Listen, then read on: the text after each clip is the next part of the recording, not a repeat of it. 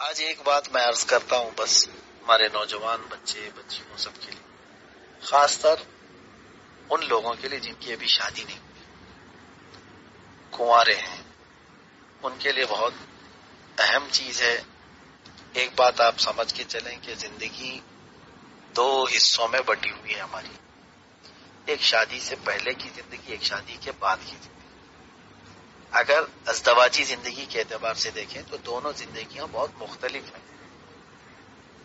جو پہلے کی زندگی ہے اس کا اثر بعد کی زندگی پہ ضرور پڑتا ہے۔ شادی سے پہلے آپ جس طرح کے تھے اور نکاح کے بعد آپ کی زندگی پر نہیں بلکہ اب آپ کے اولاد پر بھی وہ آپ کے اخلاق، آپ کے اعمال کا اثر پڑتا ہے۔ اسی وجہ سے شادی کے وقت میں استغفار پڑھاتے ہیں، توبہ کراتے ہیں، کلمہ پڑھاتے ہیں کہ پچھلے سب چیزیں معاف ہو جائیں، صاف ہو جائیں، پاک ہو جائیں، تاکہ اب آنے والی زندگی میں میرے پچھلے کرتوت کا اثر نہ آ سکے، میری اولاد میرے گناہوں کو نہ بھوگتے۔ اس لیے دولہا بھی پڑھتا ہے، دلہن کے یہاں بھی پڑھایا جاتا ہے، وہ توبہ کر کے ایک نئی زندگی شروع کر رہے ہوتے ہیں۔ لیکن آج کے اس ماحول کے اعتبار سے ہمیں نبوی طریقہ کیا ہے؟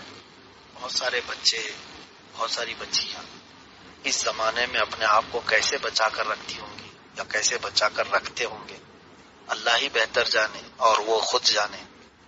کیونکہ ایک دور تھا جب جوانی آتی تھی تو بہت ساری بندشیں تھیں، محلے کے لوگ، ماں باپ، بھائی بہن، معاشرہ، سماج، یہ سب کی دیواریں توڑ کر کے جا کر کے کوئی گناہ کرتا تو کرتا، اپنے گھر سے بھی نکلنا ہوتا، اپنے بھائیوں سے آنکھ بچا کر، ماں باپ سے آنکھ بچا کر، محلے والوں سے، سماج سے، جہاں کوئی اس کو نہیں پہچان رہا ہے وہاں جا کر کے وہ پھر اپنی عیاشی کرتا۔ اگر مرد ہے تو کسی عورت سے ملے، لڑکیوں سے خواہش پوری کرے، لڑکیاں اس طرح سے چھپ کر کے چلی جائیں۔ ایک وقت یہ تھا جب اتنی دیواریں پھلان کر کے انہیں جانا تھا۔ اب جس ماحول میں آپ جی رہے ہیں ساری دیواریں خود گناہ پھلان کر تمہارے تکیے کے نیچے آ جاتی ہیں۔ اپنی تنہائی میں، اپنے تنہائی کے اوقات میں ساری چیزیں۔ کئی بچے ایسے ہیں جنہوں نے رو رو کر کے بھی میرے پاس، ایک نہیں میرے پاس بہت ہے، میں رازداری میں رکھوں، کسی کو ظاہر نہیں کرنا چاہتا، لیکن بس انہوں نے فقط اپنے دل کی بھڑاس نکالنے کے لیے میرے سامنے کہا ہوگا، یا تو پھر ہو سکتا ہے علاج، معالجے یا دعا کی غرض سے انہوں نے کہا ہوگا۔ کہیں تو کس سے کہیں آج یہ حالات، بہت سارے لوگ اس میں پریشان ہیں۔ آخر اس کا علاج کیا ہے؟ کہ ہمارے ان نوجوان بچے اور بچیوں کے ہاتھ میں موبائل، انٹرنیٹ اور اس کے ساتھ ساتھ جو عریانیت، گندی اور فحش فلمیں اور تصویریں، یہ سب جو اخلاق اور ایمان کو تباہ کر رہی ہیں، اس کا آخر علاج کیا کریں گے؟ بڑے پریشان ہیں، اپنے ہاتھوں خود کی تباہی کر رہے ہیں بہت سارے بچے، بہت ساری بچیاں، اور پھر چند دنوں کے بعد جب ان کی نکاح کے ایام آتے ہیں تو پھر ان کی پریشانیاں اور بڑھ جاتی ہیں۔ پہلی چیز تو میں یہ بتاؤں گا میرے عزیزوں، پہلی چیز تو یہ، نوجوانی جیسے آئے، اللہ کے حبیب صلی اللہ تعالی علیہ وسلم کے حکم میں یقیناً بڑی حکمتیں پوشیدہ ہیں۔ اگر گھروں میں ایسے اور معاشرے میں ایک ایسے رواج بنا کر رکھے ہیں تو اس رواج کو توڑ دینا چاہیے۔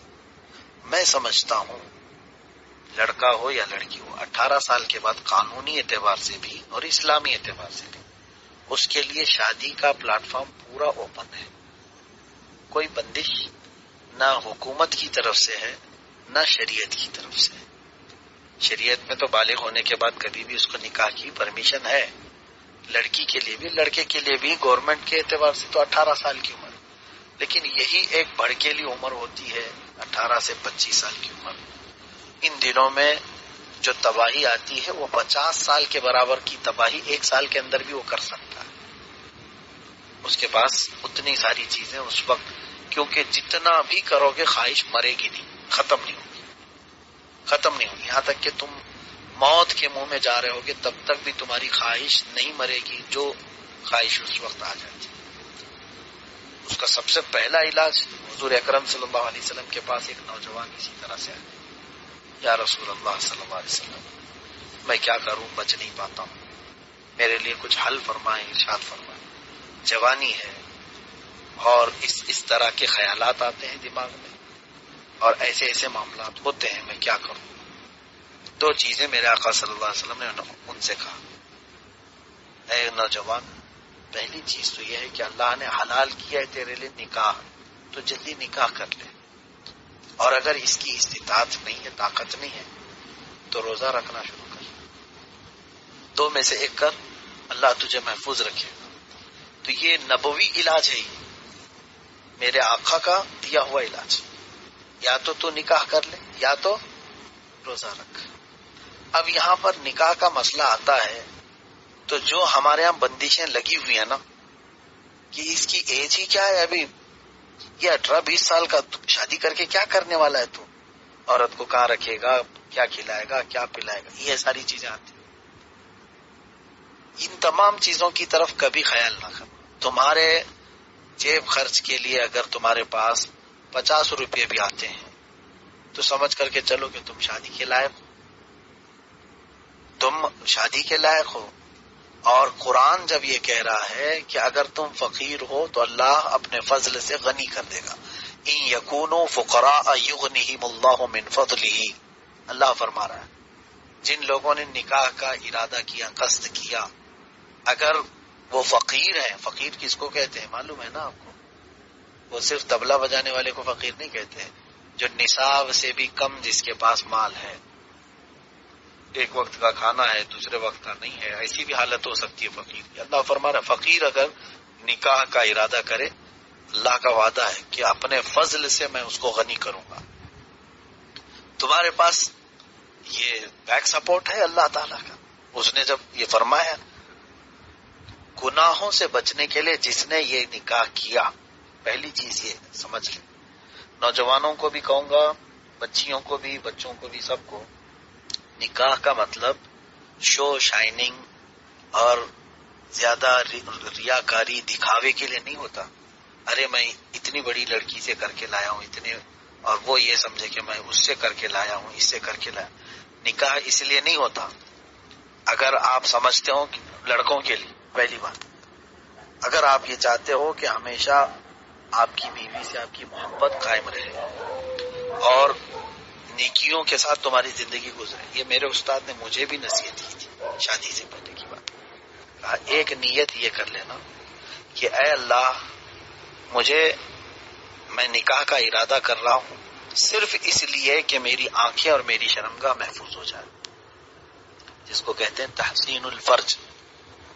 اور بزرگوں نے لکھا ہے اس نیت کے ساتھ جس نے کیا، پوری زندگی بھر اللہ تبارک و تعالی اس کے پیچھے اس کی مدد میں لگا ہے، اس کی بیوی کے ساتھ اس کی محبت قائم ہے، اور اس کو دوسری عورتوں کی طرف مائل ہونے سے خود مولا بچاتا ہے۔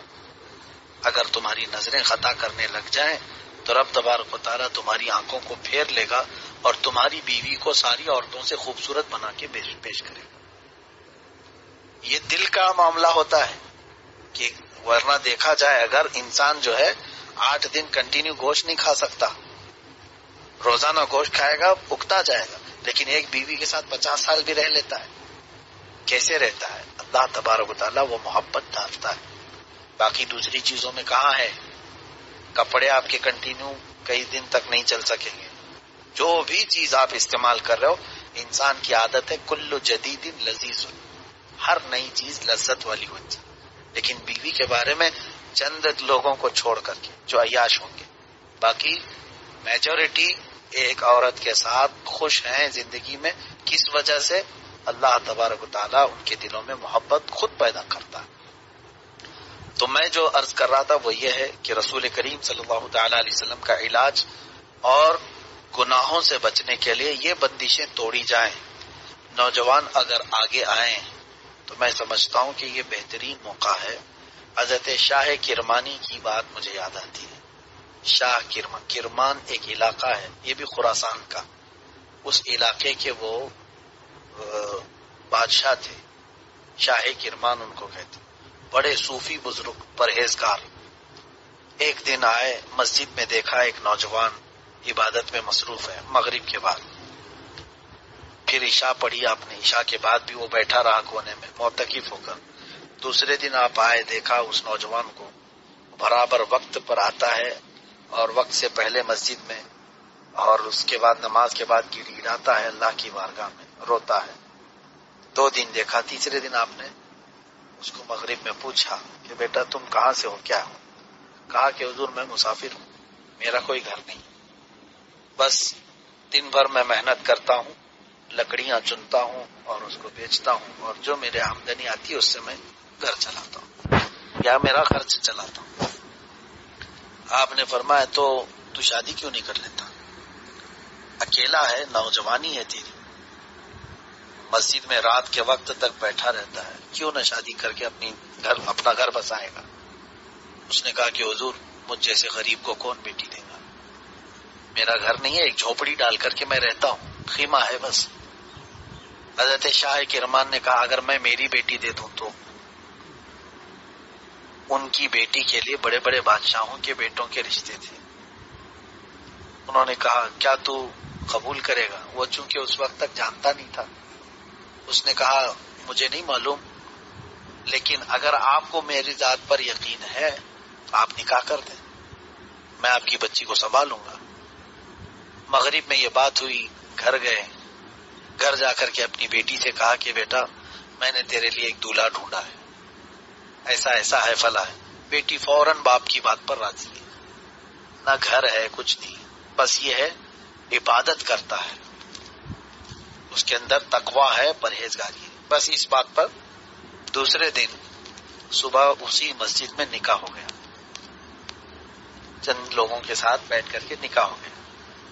شام کو شاہ کرمان کی شہزادی اس فقیر نوجوان کے گھر بیاہ کر کے لائی گئی، اس کی طرف سے دولہے کی طرف سے کوئی نہیں ہے، لڑکی کے گھر کی طرف سے جو لوگ بھی رہے، اور دلہن آئی جھونپڑی میں جس وقت آئی تو دیکھا کہ ایک سراہی ہے مٹی کی اور اس پر گلاس رکھا ہوا ہے، باقی ایک تکیہ اور ایک بچھونا بچھا ہوا، کچھ بھی نہیں ہے پوری جھونپڑی میں، اور اس سراہی پر یعنی مٹکے پر آدھی روٹی رکھی ہوئی تھی، آدھی روٹی۔ تو دلہن پہلے ہی دن آئی، پوچھا گھر میں کچھ نہیں ہے آج، کہا کہ آدھی روٹی میں کھا چکا ہوں، یہ کل کے لیے آدھی۔ وہ رونے لگ گئی، کہا کہ میرے باپ نے غلط فیصلہ کیا، میرے والد نے کہیں غلط جگہ میرا نکاح تو نہیں کر دیا۔ تو وہ پہلی رات ہے یہ، نوجوان کہا مجھے معلوم ہے بڑے گھر کی لڑکیاں ہم جیسوں کے ساتھ رہ نہیں سکتی، میں نے تمہارے ابا سے پہلے ہی کہا تھا لیکن انہوں نے اصرار کیا اور میرا نکاح کر دیا، مجھے معلوم ہے تو اس جھونپڑی میں خوش نہیں رہ سکتی۔ وہ دلہن جو تھی کمال کی تھی، اس نے کھڑے ہو کر کے کہا خبردار میرے باپ کے متعلق یہ نہ کہو، میں بڑے گھر کی ہوں اور بڑا گھر دیکھنا نہیں چاہتی، میرا عقیدہ یہ ہے جو مولا آج تمہیں روٹی کھلایا ہے وہ کل بھی کھلائے گا، جس نے آج آدھی روٹی کھا کر کل کے لیے آدھی بچایا ہے تو کیا اسے اپنے رب کی ذات پر یقین نہیں ہے؟ تو جس بندے کو کل کے متعلق اللہ کی ذات پر یقین نہیں ہے تو میں اس کے بستر پہ کیسے آؤں؟ اسی وقت آدھی روٹی لے جا کر کے وہ خیرات کر دی، جس کو بھی ضرورت تھی وہ دے دی۔ یہ شاہ کرمان تھے بادشاہ، لیکن تربیت اپنی بچی کی توکل کی زندگی میں کیا تھا، اللہ کی ذات پر ایسا یقین۔